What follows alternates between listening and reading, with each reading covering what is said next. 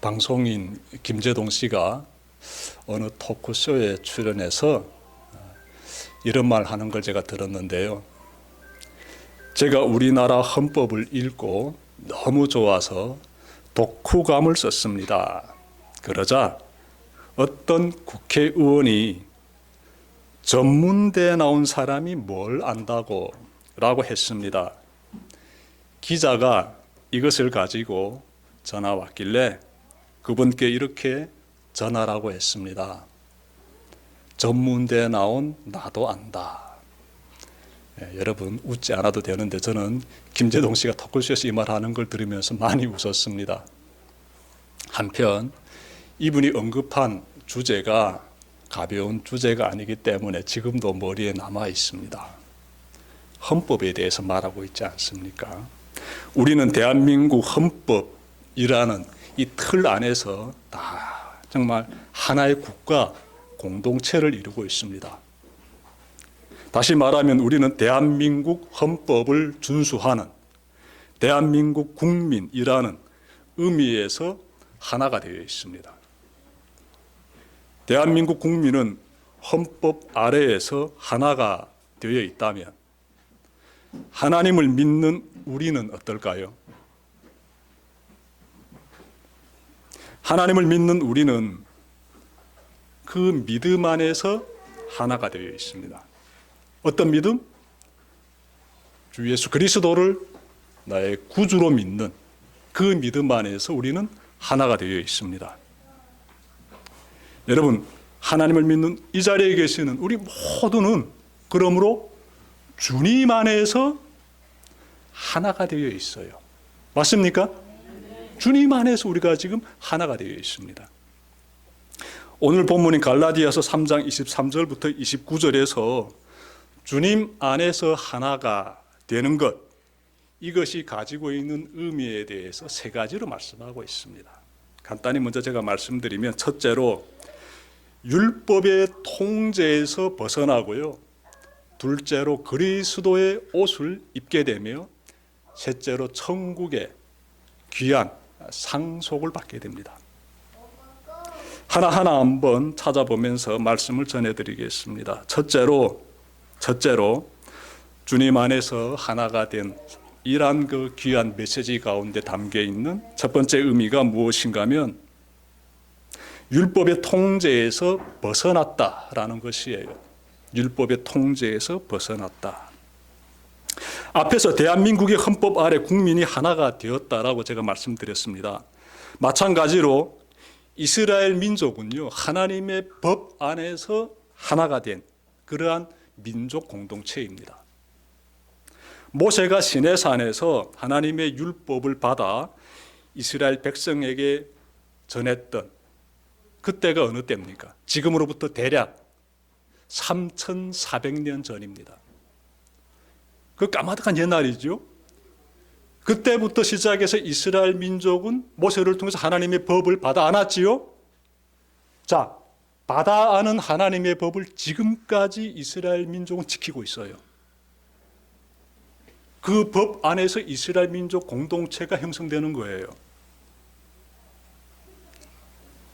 이스라엘 민족은 율법이 자신들을 하나로 결속시켜 줌을 너무나 잘 알고 있습니다. 그래서 그 사람들은 율법을 강조하고 있지요. 그런데 오늘 본문의 23절부터 25절 읽으면 어떤 분위기가 느껴지는가 하면 바울이 이스라엘 민족이 그처럼 중요시하고 있는 그 율법을, 즉 하나님의 법을 공격하는 것 같습니다. 네, 그래요. 말씀 보십시오. 자, 23절부터 25절 제가 읽겠습니다. 믿음이 오기 전에는 우리는 율법의 감시를 받으면서 장차 올 믿음이 나타날 때까지 갇혀 있었습니다.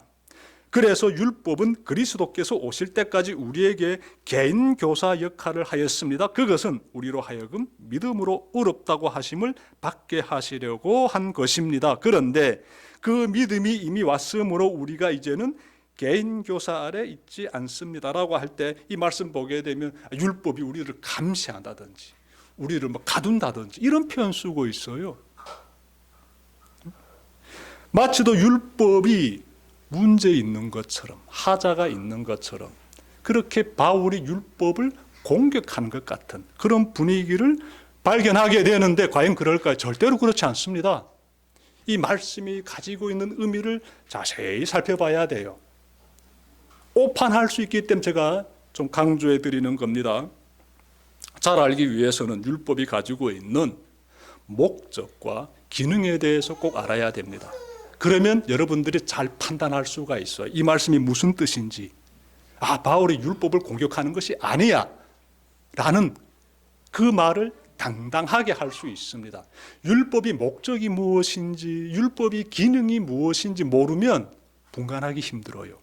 뭐야, 지금 율법에 대해서 뭔가 지금 공격하는 것 같네? 이런 생각 가지게 되죠. 그래서 백그라운드, 즉 배경 지식이 있어야 돼요. 제가 간단히 말씀드릴게요. 자, 율법은 제가 하도 말씀드리는데 모세가 시내산에서 하나님으로부터 받아 하는 그 법이지요. 그 법을 모세가 이스라엘 백성에게 전했지요. 기록하고 보관되고 백성들에게 가르쳐졌지요. 지금까지 전수되고 있습니다. 그것이 율법이에요. 하나님의 법. 그러므로 율법은 매우 중요한 법이지요. 율법은 십계명을 중심으로 해서 제사는 어떻게 드려야 하는지, 안식일을 비롯해서 절기들은 어떻게 지켜야 하는지, 그리고 정결 의식은 어떻게 행해야 하는지, 할례도 어떻게 행해야 하는지, 그리고 각종 사회에서 일어나고 있는 범죄에 대해서는 어떻게 심판해야 하는지, 기타 등등 이런 내용들을 쫙 다루고 있습니다. 네. 율법을 지키게 되면 보상이 있어요. 레위기 18장 5절에서 나와요. 이스라엘 민족이 하나님의 법을 잘 지키게 되면은요, 그것들이 구원받게 돼요. 생명을 얻게 됩니다. 문제는 그렇게 율법을 잘 지켜서 구원받는 것이 불가능하다는 거예요. 불가능하다는 거예요. 제가 이 부분도 지난번에 갈라디아서 강의할 때 전해드렸기 때문에 그냥 넘어갈게요. 율법을 지켜 의인이 될 사람은 한 사람도 없습니다. 자, 그러면 하나님께서 이와 같은 율법을 우리에게 주신 목적이 무엇일까요?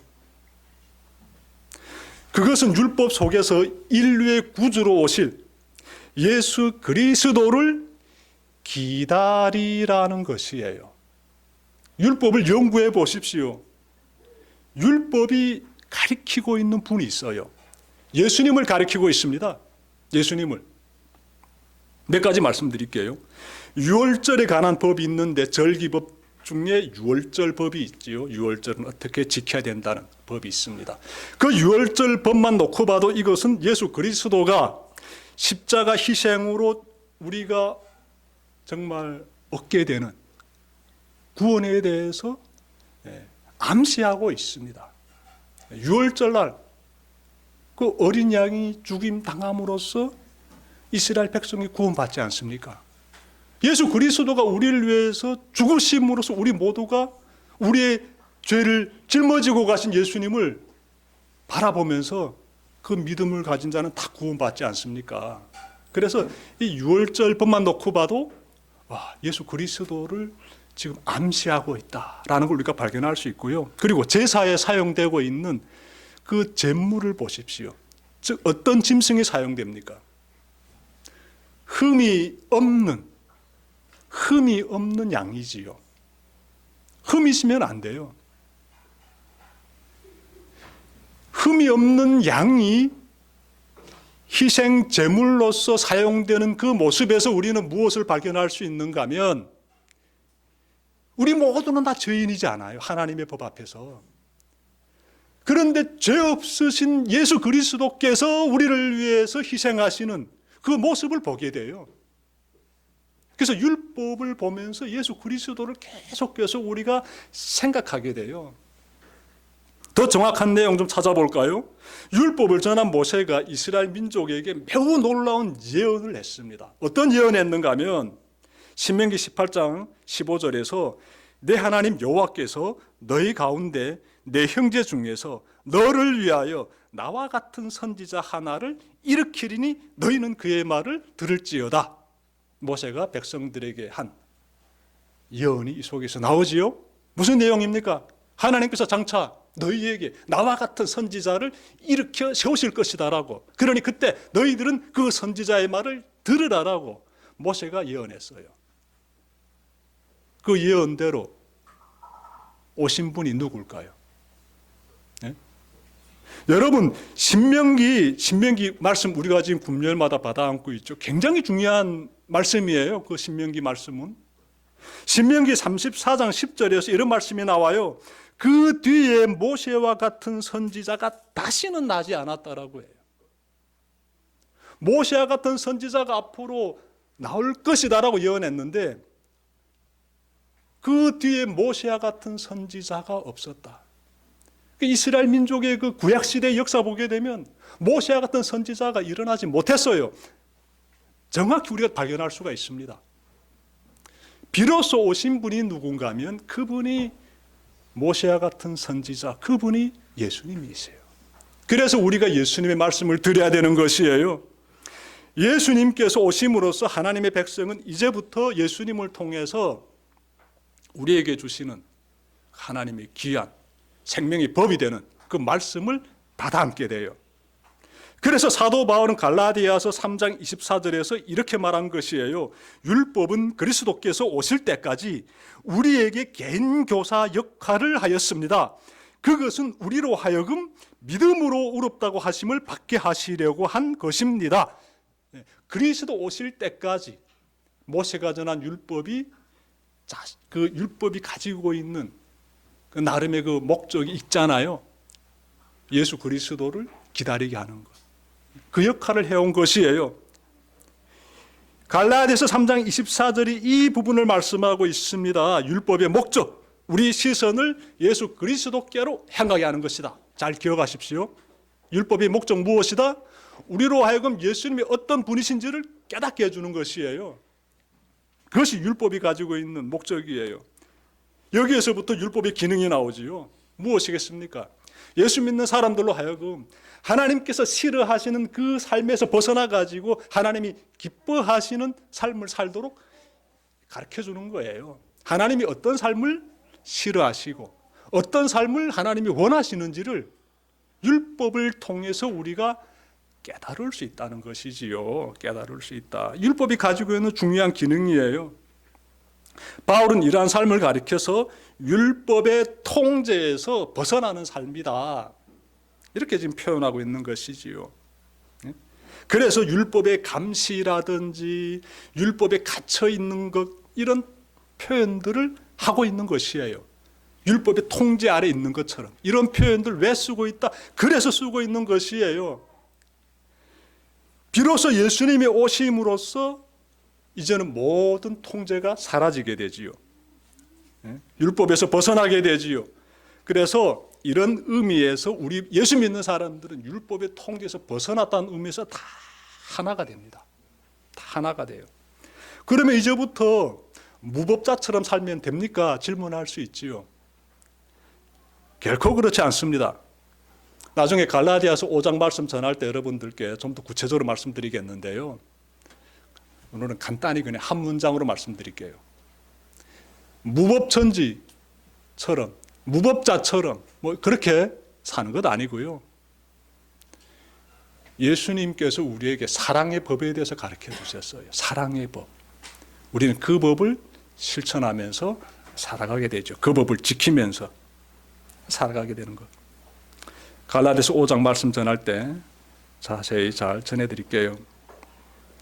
우리는 예수님이 요구하시는 그 사랑의 법, 그 법을 꼭 실천하면서 무법자가 아닌 법을 실행하는 자들, 지키는 자들의 삶을 살아가게 돼요. 자, 지금까지 주님 안에서 하나가 되는 것이 가지고 있는 첫 번째 의미가 율법의 통제에서 벗어나는 것이다 라고 전해드렸습니다. 두 번째 의미, 주님 안에서 하나가 된다는 것이 가지고 있는 두 번째 의미는 27절부터 28절에서 발견되는데 그리스도로 옷을 입었다는 것이에요.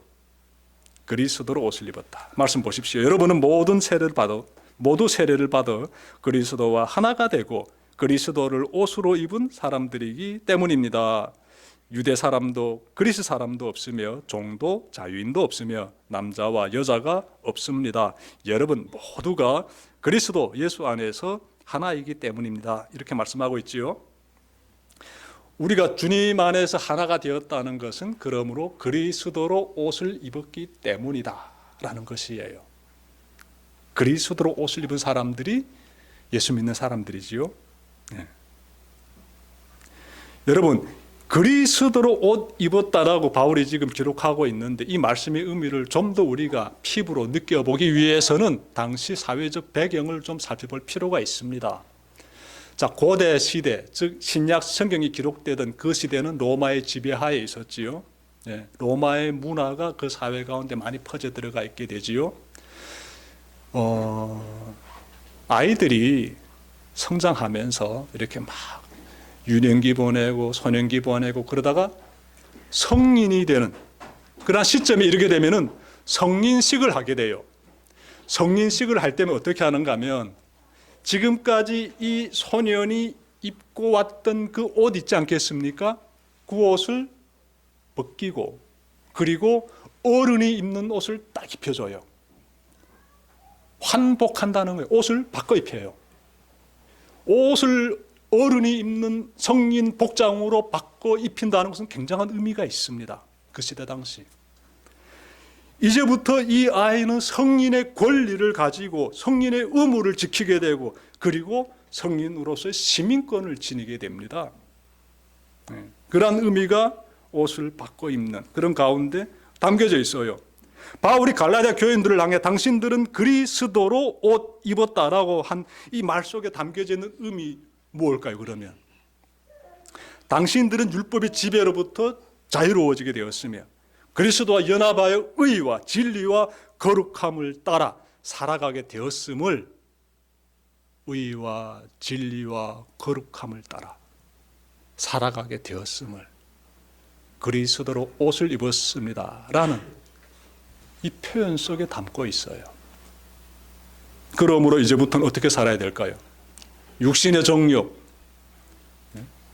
안목의 정욕, 이생의 자랑을 벗어버리고 하나님의 전신갑주인 구원의 옷을 입고 믿음으로 승리하는 삶을 살아야죠. 에베소서 강의할 때 하나님의 전신갑주가 무엇인지 또 전해드렸습니다.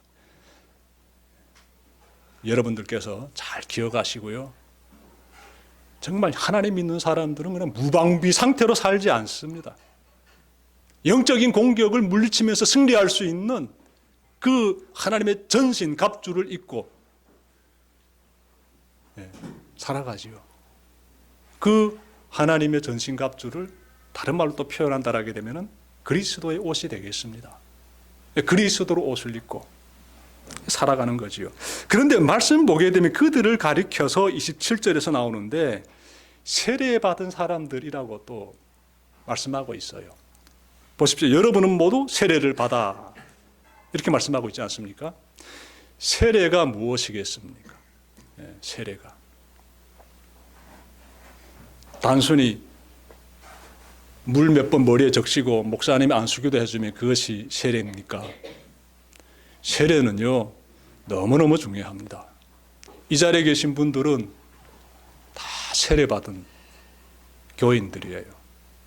세례받았다는 것은 내 자유의지를 가지고 나의 의지를 가지고 나 이제부터 예수님을 믿겠습니다라고 공회에서 즉 공식 석상에서 내가 몸으로 표현하는 거예요. 세례받았다는 것은 그러므로 사람들 앞에서 나의 신앙에 대해서 결단하는 것, 나의 정체성이 어떻게 되어 있는지를 사람들 앞에서 그대로 드러내는 굉장히 중요한 의식이에요. 내 삶의 패턴은 완전히 바뀌었다. 이제 예수 믿는 사람으로 나는 살아간다. 그 사람이 누굴까요? 세례받은 사람이에요. 너무너무 중요한 의식이지요. 너무너무 중요한 의식. 세례받은 사람이 그리스도로 옷 입은 사람들이에요.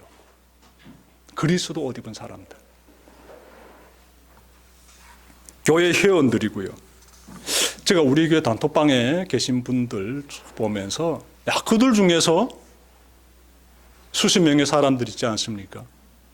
그리스도로 옷 입은 사람들 몇 명 있을까? 목사기 때문에 이 공동체를 주의 말씀으로 잘 세워가야 되는 목사기 때문에 영적인 부담감 굉장히 많이 가집니다. 몇 명이나 될까? 여러분, 우리 교회 단톡방은 일반 단톡방하고 완전히 다르지요. 우리 교회 단톡방은 곧 대성교회에 소속된 회원 명부나 같습니다. 명부. 우리 교회 교인들의 명단이 대성교회 단톡방에 딱 들어와 있죠. 그래서 아무나 들어올 수가 없어요. 제가 대성교회에 소속되기로 마음먹은 분들을 초대합니다. 여러분들 초대하면 안 되는 거예요. 그러니까 제가 초대하고, 그런데 지켜보니까 이분들 가운데 그리스도로 옷 입은 사람들에서 꽉 찼으면 좋겠는데 그렇지 않은 거예요. 아니, 세례 받았으면 예배 잘 드려야 되지 않습니까? 믿음 생활 해야 되잖아요. 예. 수년째 교회 안 나오면 문제 있는 거지요. 그래서 정말 5명을 내보냈습니다. 5명을 내보냈어요. 올해 연말까지 제가 좀 더 기다려보고 여전히 안 나오게 되면은 또 내보낼 거예요. 아니, 1년에 한 번도 예배 안 드리면 그러면 예수 믿는 사람 아니지요? 그리스도로 옷 입은 사람 아니지요? 우리와 다른 사람이지요? 물론 저도 그분들에게 신방도 하고 또 기회되면 전화도 하고 만나게 되면 동료도 하면서 나름 노력을 기울이지만 그래도 따라오지 않게 되면은 싫다고, 교회 가기 싫다고, 나 세상에 있는 게 좋다고 그러면 내보냅니다. 내보낼 거예요. 내보내야 됩니다. 그리고 그것이 맞는 거예요. 하지만 문은 늘 열려 있어요. 회개하고 다시 찾아오게 되면 대환영입니다. 대환영. 천국의 기쁨이 넘칠 거예요. 여러분, 우리 교회 이렇게 세워갑시다. 예수 그리스도로 옷 입은 사람들. 여러분들 굉장히 위대한 분들이에요. 여러분들 굉장히 위대한 분들인 이유가 여러분들도 다른 사람들처럼 충분히 이날에 쉬면서 자신의 일들을 볼 수 있는 사람들이에요. 오히려 더 강한 자유의지를 가지고 있는 사람들이에요. 근데 그거를 가지고 내가 세례받은 교인이기 때문에, 그리스도의 옷을 입은 사람이기 때문에, 주님에서 율법의 통제에서 벗어난 자유로운 사람이기 때문에 주님을 믿고 따르는 그 정체성을 가지고 이 자리까지 나오고 있지 않습니까? 한두 번도 아니잖아요. 그리고 가차운데 옆집에서 오는 것도 아니잖아요. 그러니 정말 훌륭한 분들입니다. 여러분들 잘 걸어갑시다. 그리스도의 옷이 굉장히 강한 옷이에요. 오늘 말씀 보게 되면은 우리가 좀 놀라운 그런 부분들을 발견하게 되는데, 여러분 말씀 보십시오. 28절에서 나오지요.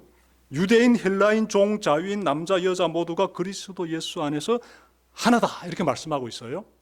그리스도로 옷 입은 사람들이 어떤 사람들이냐에 대해서 말씀하고 있지요.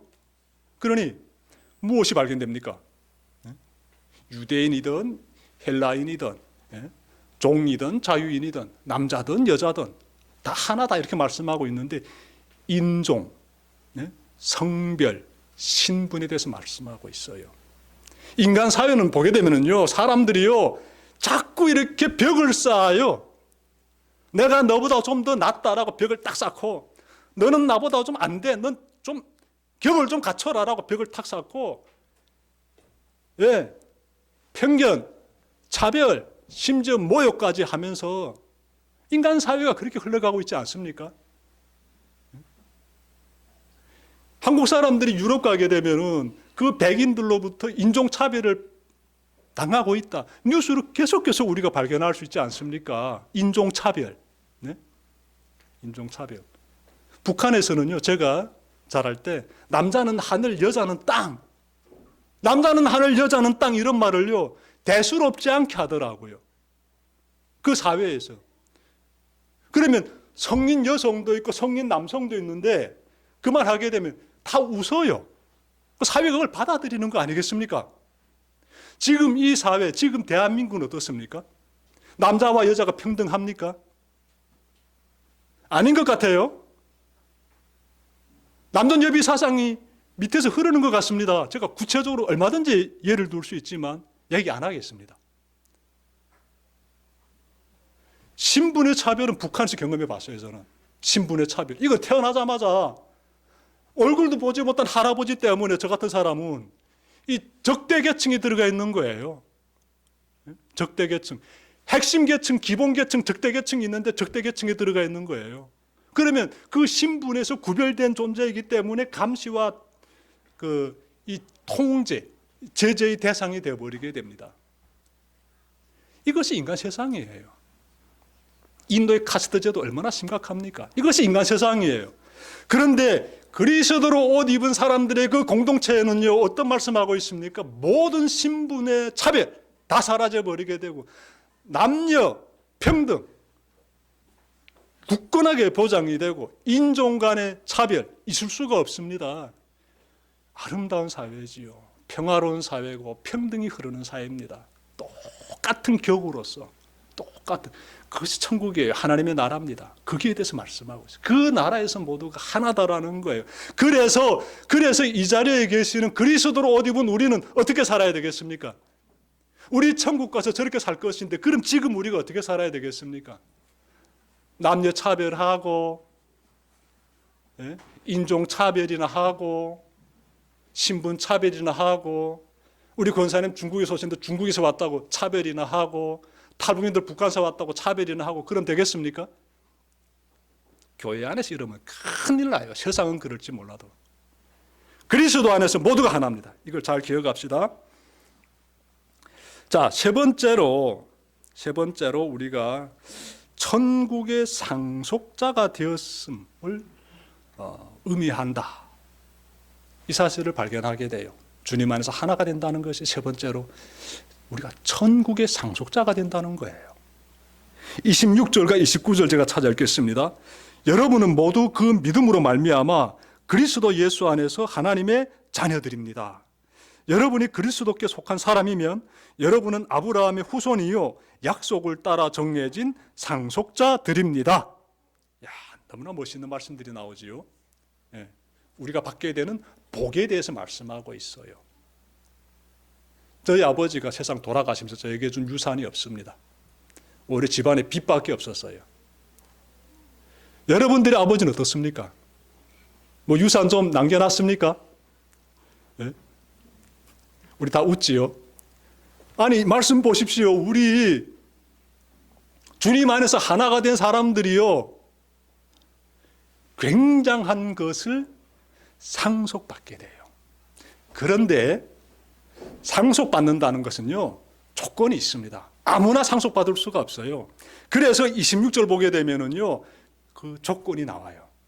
어떤 사람들이 상속받는가 하면 하나님의 자녀가 된 사람만이 상속받게 돼요. 무엇을? 하나님의 나라, 천국을 상속받게 돼요. 여러분들 하나님의 자녀가 맞습니까? 그렇죠. 하나님의 자녀지 우리가. 당당하게 상속받게 되는 것입니다. 하나님의 자녀이기 때문에 천국을. 예수님께서 이런 말씀하셨어요. 마태복음 13장 44절에서 천국은 마치 밭에 감추인 보화와 같으니 사람이 이를 발견한 후 숨겨두고 기뻐하며 돌아가서 자기 소유를 다 팔아 그 밭을 산다라고 했어요. 천국이 어떤 곳인지를 지금 얘기하고 있는 겁니다. 우리가 상속받게 될 천국이 어떤 곳인지를 지금 우리가 이 말씀 가운데서 또한 찾아볼 수가 있어요. 얼마나 가치가 큰지. 이 세상에서 내가 가지고 있는 것 다 충분히 포기할 수 있다는 것이에요. 세상의 것을 연연하지 말아라라는 거예요.